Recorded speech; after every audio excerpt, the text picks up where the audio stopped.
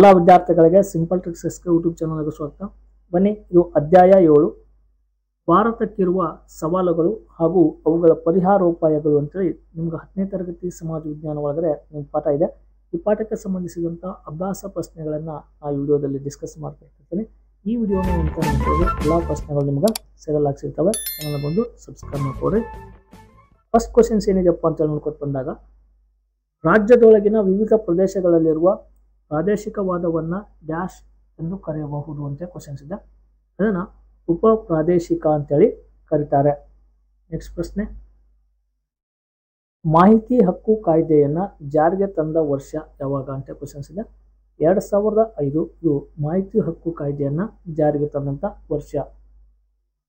2011ರ ಜನಗಣತಿಯ ಪ್ರಕಾರ ಭಾರತದ ಸಾಕ್ಷರತಾ ಪ್ರಮಾಣ ಎಷ್ಟು ಅಂತ ಕ್ವಶನ್ಸ್ನ ಕೇಳಿದಾನೆ. 74.04% ಅಷ್ಟು ಸಾಕ್ಷರತೆ ಹೊಂದಿದೆ. ಭಾರತದ ಸರ್ವೋಚ್ಚ ನ್ಯಾಯಾಲಯದ ಮೊದಲ ಮಹಿಳಾ ನ್ಯಾಯಮೂರ್ತಿ ಯಾರು ಅಂತ ಕ್ವಶನ್ಸ್ ಇದೆ. ಫಾತಿಮಾ ಬೀಬಿ ಅವರು. ನೆಕ್ಸ್ಟ್ ಕ್ವಶನ್ಸ್, ಕೋಮುವಾದವನ್ನು ನಿಯಂತ್ರಿಸಲು ಕೈಗೊಳ್ಳಬೇಕಾದಂಥ ಕ್ರಮಗಳು ಯಾವುವು ಅಂತೇಳಿ ನಿಮ್ಮ ಪ್ರಶ್ನೆ ಇದೆ.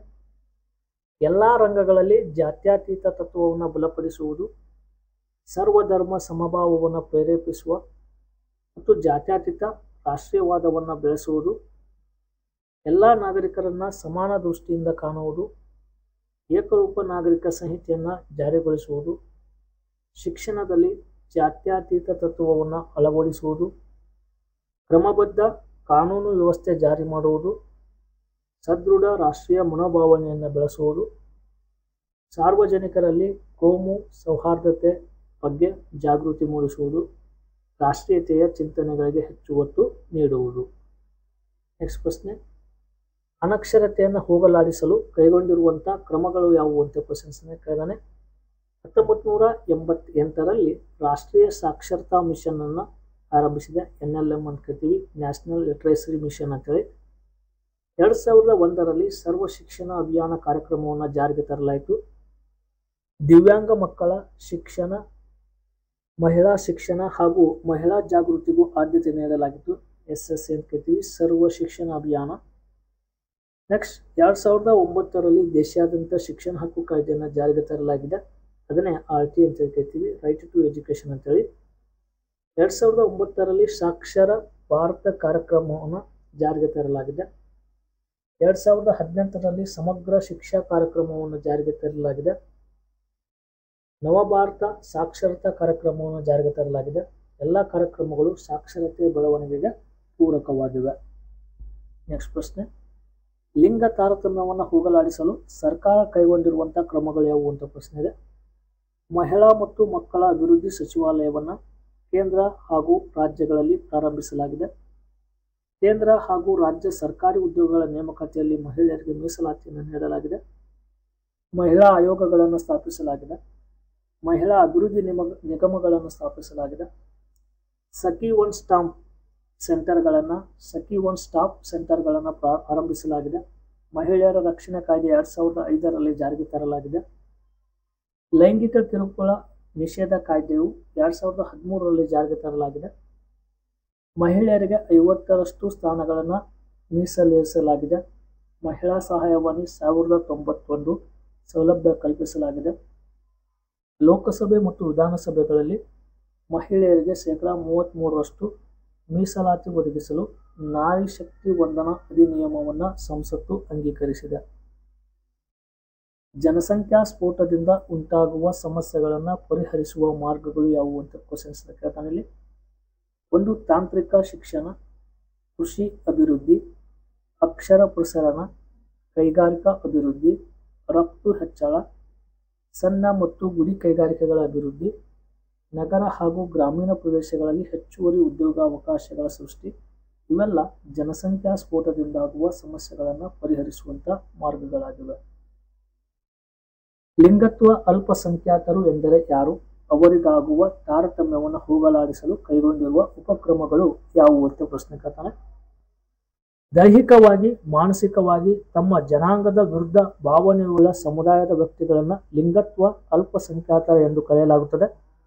ಲಿಂಗತ್ವ ಅಲ್ಪಸಂಖ್ಯಾತರ ವ್ಯಕ್ತಿಗಳ ಹಕ್ಕುಗಳ ಸಂರಕ್ಷಣಾ ಕಾಯ್ದೆ 2019 ಜಾರಿಗೆ ತಂದಿದೆ. ಲಿಂಗತ್ವ ಅಲ್ಪಸಂಖ್ಯಾತ ವ್ಯಕ್ತಿಗಳ ಕಲ್ಯಾಣಕ್ಕಾಗಿ ಸಮಗ್ರ ಪುನರ್ವಸತಿ ಎಂಬ ಉಪಯೋಜನೆಯನ್ನು ಜಾರಿಗೊಳಿಸಿದೆ. ಲಿಂಗತ್ವ ಅಲ್ಪಸಂಖ್ಯಾತ ವ್ಯಕ್ತಿಗಳ ರಾಷ್ಟ್ರೀಯ ಪರಿಷತ್ತನ್ನು ರಚಿಸಲಾಗಿದೆ. ನ್ಯಾಷನಲ್ ಪೋರ್ಟಲ್ ಫಾರ್ ಟ್ರಾನ್ಸ್ಜೆಂಡರ್ಸ್ ಅನ್ನು ರೂಪಿಸಲಾಗಿದೆ. ಗರಿಮಾ ಗೃಹ ಎಂಬ ಹೆಸರಿನ ಆಶ್ರಯ ಮನೆಗಳನ್ನು ನಿರ್ಮಿಸಿ ಕೊಡಲಾಗುತ್ತದೆ. ಬಡತನ ನಿವಾರಣೆಗಾಗಿ ಜಾರಿಗೊಳಿಸಿರುವಂತಹ ಕಾರ್ಯಕ್ರಮಗಳನ್ನು ಪಟ್ಟಿ ಮಾಡಿ ಅಂತ ಪ್ರಶ್ನೆ ಇದೆ. ಪಂಚವಾರ್ಷಿಕ ಯೋಜನೆಗಳನ್ನು ಜಾರಿಗೊಳಿಸಲಾಗಿದೆ. ಪ್ರಧಾನಮಂತ್ರಿ ಗ್ರಾಮ್ ಯೋಜನೆಯನ್ನು ಜಾರಿಗೊಳಿಸಲಾಗಿದೆ. ಮಹಾತ್ಮ ಗಾಂಧಿ ರಾಷ್ಟ್ರೀಯ ಗ್ರಾಮೀಣ ಉದ್ಯೋಗ ಖಾತ್ರಿ ಕಾಯ್ದೆಯನ್ನು ಜಾರಿಗೊಳಿಸಲಾಗಿದೆ. ರಾಷ್ಟ್ರೀಯ ಗ್ರಾಮೀಣ ಜೀವನೋಪಾಯ ಅಭಿಯಾನವನ್ನು ಜಾರಿಗೊಳಿಸಲಾಗಿದೆ. ರಾಷ್ಟ್ರೀಯ ನಗರ ಜೀವನೋಪಾಯ ಅಭಿಯಾನವನ್ನು ಜಾರಿಗೊಳಿಸಲಾಗಿದೆ. ರಾಷ್ಟ್ರೀಯ ಆಹಾರ ಭದ್ರತಾ ಕಾಯ್ದೆಯನ್ನು ಜಾರಿಗೊಳಿಸಲಾಗಿದೆ. ಪ್ರಧಾನಮಂತ್ರಿ ಗರೀಬ್ ಕಲ್ಯಾಣ್ ಯೋಜನೆಯನ್ನು ಜಾರಿಗೊಳಿಸಲಾಗಿದೆ. ಲಾಭಕೋರತನದಿಂದ ಅನೇಕ ದುಷ್ಪರಿಣಾಮಗಳು ಆಗುತ್ತವೆ. ಈ ಹೇಳಿಕೆಯನ್ನು ಸಮರ್ಥಿಸಿ ಅಂತ ಪ್ರಶ್ನೆ ಇದೆ. ಲಾಭಕೋರತನದಿಂದ ಆರ್ಥಿಕ ಸಮಾನತೆ ಹೆಚ್ಚಾಗುತ್ತದೆ.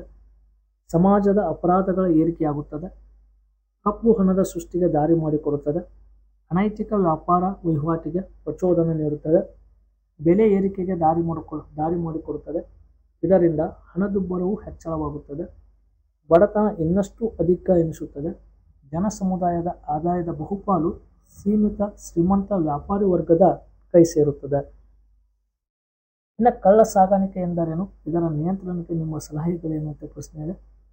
ಯಾವುದೇ ಆಮದು ಹಾಗೂ ರಫ್ತು ಸುಂಕಗಳನ್ನು ಸರ್ಕಾರಕ್ಕೆ ಪಾವತಿಸದೆ ಗುಪ್ತವಾಗಿ ವಿದೇಶಗಳಿಂದ ವಸ್ತುಗಳನ್ನು ತರಿಸಿಕೊಳ್ಳುವುದು ಹಾಗೂ ಕಳುಹಿಸುವುದನ್ನು ಕಳ್ಳ ಸಾಗಾಣಿಕೆ ಎಂದು ಕರೆಯುತ್ತಾರೆ. ದೇಶದೊಳಗೆ ಪರ್ಯಾಯ ವಸ್ತುಗಳನ್ನು ಪೂರೈಸುವುದು, ರಾಷ್ಟ್ರದ ಆಂತರಿಕ ಮಾರುಕಟ್ಟೆಯಲ್ಲಿ ಬೆಲೆಗಳನ್ನು ನಿಯಂತ್ರಿಸುವುದು, ಯೋಗ್ಯ ಆಮದು ರಫ್ತು ಧೋರಣೆ, ಉತ್ತಮ ವಿದೇಶಿ ವ್ಯಾಪಾರ ನೀತಿ, ಕರಾವಳಿ ಗಸ್ತು ಪಡೆಯ ಕಟ್ಟುನಿಟ್ಟಿನ ಕಾರ್ಯಾಚರಣೆ, ಆರ್ಥಿಕ ಅಪರಾಧಕ್ಕೆ ಕಠಿಣ ಶಿಕ್ಷೆ, ಅಂತಾರಾಷ್ಟ್ರೀಯ ಹಾಗೂ ರಾಜ್ಯಗಳ ನಡುವಿನ ಆಂತರಿಕ ವ್ಯಾಪಾರ ಒಪ್ಪಂದಗಳು ಕಳ್ಳ ಸಾಗಾಣಿಕೆಯನ್ನು ನಿಯಂತ್ರಿಸುವ ಉತ್ತಮ ಉಪಾಯಗಳಾಗಿವೆ. ಇಷ್ಟು ನಿಮ್ಗೆ ಈ ಪಾಠಕ್ಕೆ ಸಂಬಂಧಪಟ್ಟಂಥ ಅಭ್ಯಾಸ ಪ್ರಶ್ನೆಗಳನ್ನು ಕೇಳಿದಾನೆ. ಇನ್ನು ಮುಂದುವರೆದು ಇನ್ನೊಂದು ಪಾಠದ ಅಭ್ಯಾಸ ಪ್ರಶ್ನೆಗಳನ್ನು ಮುಂದಿನ ವಿಡಿಯೋಗಳಲ್ಲಿ ಡಿಸ್ಕಸ್ ಮಾಡ್ತಿರ್ತೀವಿ. ಚಾನಲ್ಗೆ ಸಬ್ಸ್ಕ್ರೈಬ್ ಮಾಡ್ಕೊಳ್ಳಿ. ನೀವು ಚಾನಲ್ನ ಸಬ್ಸ್ಕ್ರೈಬ್ ಮಾಡ್ಕೊಳ್ಳಿ ಅಂತ ಮಾಡುವಂಥ ಎಲ್ಲ ಪಾಠಗಳು ನಿಮ್ಗೆ ಸೀರಿಯಲ್ ಆಗಿಯೇ ಸಿಗ್ತಾವೆ. ಧನ್ಯವಾದಗಳು.